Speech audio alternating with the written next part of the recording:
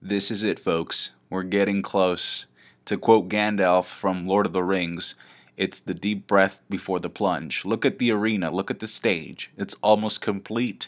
This recruitment arc is almost officially over, and so many things just kind of got like tied up and resolved in this one episode. I really appreciated that. So now everybody knows what the consequence of losing the tournament is. I will say I thought it was handled kind of abruptly, like very quickly, but at the same time, I didn't want them to spend too much time on this, so I'm happier that we're getting this out of the way. In this episode, Bulma decided to take one for the team and actually pay off the prize money that was promised to some of the contestants that were entering the tournament just for the prize money. So that was cool.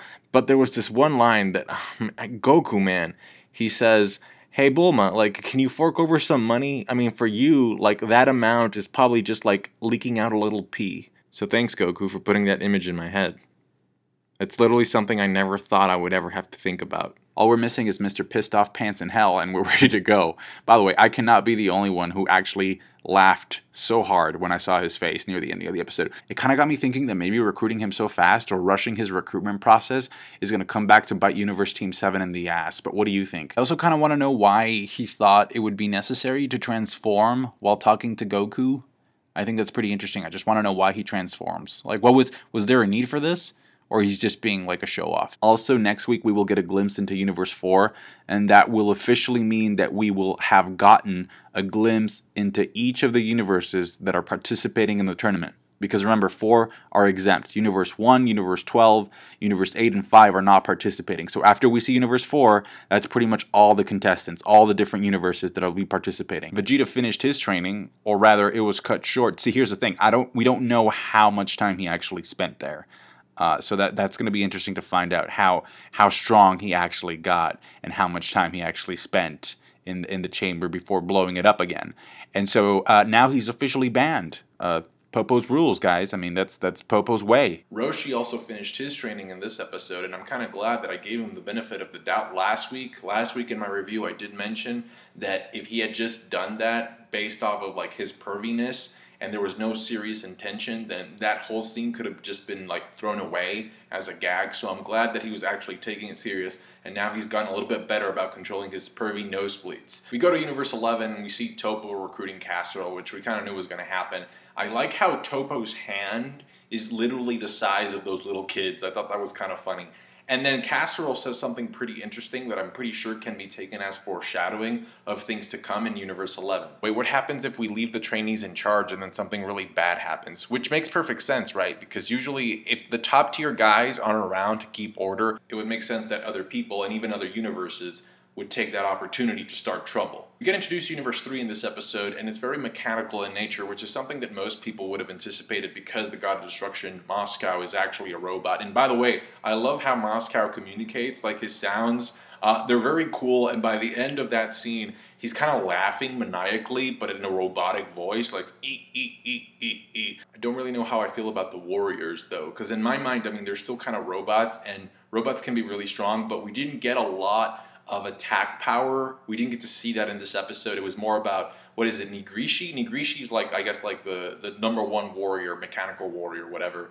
But then he was introducing Narinama or something like that. And Narinama, again, not a lot of physical feats. It was more about him, like, sort of showcasing how he can stay on the platform. I mean, I suspect that the machines are probably stronger than the guys from Universe 10, who are about to go viral on GodTube, but I guess we'll just have to wait to find out. Boo's asleep and won't wake up. We knew that was going to happen if you read the spoilers or even the preview for last week. And, you know, we did get to find out that normally he just sleeps for a second and he's good, but when he goes into deep sleep like this, REM sleep, then he can be in there for months, which to me personally is very annoying because I was looking forward to him participating in the tournament just like he did in the Xeno exhibition match. And even though they did explain why he's not participating, obviously, it did just kind of feel like they were just coming up with an excuse for writing him out of the lineup for whatever reason. And again, I don't have a problem with Frieza coming back. I welcome him back. I don't have a problem with him being in the tournament, but I do have a problem with Boo being the one that has to be left out, especially because, you know, even this excuse, you can tell was kind of BS. Actually, now that I think about it, since they're bringing back Frieza anyway, I think it would have been cool to have this Boo still in the lineup, bring Frieza back, and also find a way of bringing Cell back. Or maybe not, because then that would just be straight up DBZ villain spam. But let me know. I think that the best thing to come out of this whole circumstance with Boo was kind of like this joke, because, you know, obviously Beerus was really upset about this whole situation, but then Whis is like, dude, like you're one to talk. I mean, you're angry about him sleeping. You spent how many years did you spend neglecting your job, sleeping, and not being awake? Also, I forgot to mention this last week, but in last week's episode, there was a part where Gohan and the Kaioshin were discussing strategy, and basically they were saying that most people are probably going to stick to the center of the platform so that they don't get knocked out, and that everybody's probably going to do the same thing. So I thought to myself, Gohan, I think, because Gohan like begins thinking about it, I think that maybe if they know that everybody's going to go for the center, wouldn't it be a good way to just concentrate, for them to go out of the center, go away, and then concentrate their firepower on trying to take out as many people as possible since they're all in one place? It just seemed like a very interesting line just to throw it away like that. So what I'm thinking is, in that situation, I think you're better off, if you know how everybody else is going to act, you're better off not doing the same thing that everybody else is doing, because then you can find a way of countering what they're doing. But now for the main event, ladies and gentlemen. The first ever female Super Saiyan transformation has finally arrived after I don't know how many years of people theorizing, you know, making speculation. Caulifla is essentially a prodigy. We knew this from early on because Cabba's master actually told him this. You know, he said you might want to invite her. She has like enormous potential, and she was able to pick this up just by seeing it once. I liked how they changed the approach from the beginning, because at first Cabba was trying to make her angry, but then it's like, no, just, you know, well, how do you keep it up? How do you maintain it? It's like, well, you have to focus on those tingly feelings that you have in your back, and so she unlocks it that way. So I thought that was really cool. Also, you know, you recognize that track they were playing when she was transforming. Anyway, I will say that we don't know exactly how much this is going to help them. Right now, the only information that we get from Caulifla is that she tells Cabba, you know, I could probably beat you in this form. Like, you know, once I've activated this, I can probably beat you. And Cabba says, yeah, probably, or you might. So even that's kind of like unclear. However, if you look at the preview, it seems like Caulifla, look at this. What is this, like Super Saiyan 2? Like, this is how far she's advanced in such little time. I mean, I'm telling you, this girl is a prodigy. If this is Super Saiyan 2 and Cabba can't match it, then it's definitely going to be Kali over Cabba, at least for the time being. Now, based off of hype alone, so this isn't worth anything because it's just based off of hype. If you could scale them, I'm pretty sure most people would probably say Kabi third, Kali second, and then, you know, the whole female Broly at number 1, Kale at number 1.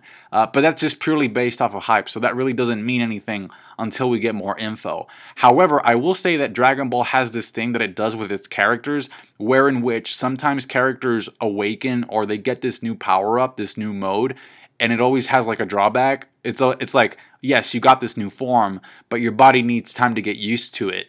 And you haven't had that time, so it's kind of like, you know, you can't really keep it up for that long. So I think all three of them are pretty impressive in their own right. Personally, I like Caulifla more as a character, but I get the feeling that Kale is going to surpass all of them. Just because, again, there's so much hype riding on her. There was also a spoiler that came out this week where in which it was mentioned that once she unlocks this power, she actually, like, her power is so big that she actually ends up scaring a lot of the people in Universe 6. So just something to think about. And then also finally, I thought it was super impressive how Kali, when she was shooting that energy blast up into the sky, just the pure air pressure alone sent Cabba and Kale flying. Anyway, that's it for me. Thank you so much for watching. The preview with Frieza looks so cool. I cannot wait for next week. There was a line in that preview where Goku says something like, you know, his terms, like he's gonna like bring up like some type of a condition to you know, be part of the lineup. And Goku says something like his terms are unbelievable, or they're kind of outrageous. So I'm kind of curious, what is the one thing, or what are the conditions that Frieza's gonna bring up for him to join the lineup? I mean, if I were him, I'd probably ask to never be sent back to hell ever again, or, you know, maybe he just wants to pick his own battles and be like, leave Frost to me. You know, I'm curious about this guy from Universe 6. Actually, I think the whole not dying ever again clause kind of makes more sense when considering Frieza as a character. But anyway, let me know what you thought down below in the comments section. Thank you so much for watching. Like the video if you did. I appreciate that. Next week looks like it's going to be fantastic. Subscribe to my channel if you haven't already. I do Dragon Ball Super reviews every Saturday night. Thank you. Catch you guys later. Bye.